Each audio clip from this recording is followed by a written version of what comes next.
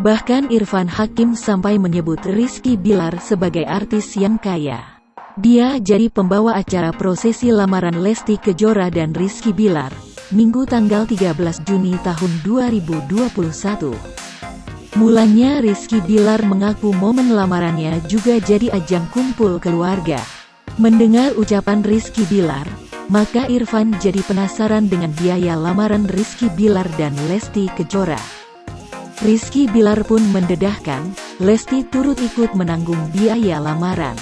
Terus didesak, Bilar akhirnya membongkar biaya yang dia keluarkan untuk acara lamaran. Dia membocorkan kepada Irfan Hakim sambil berbisik. Mendengar pengakuan Rizky Bilar soal biaya lamaran, Irfan Hakim langsung melongo. Dia kemudian menyebut Rizky Bilar sangat kaya.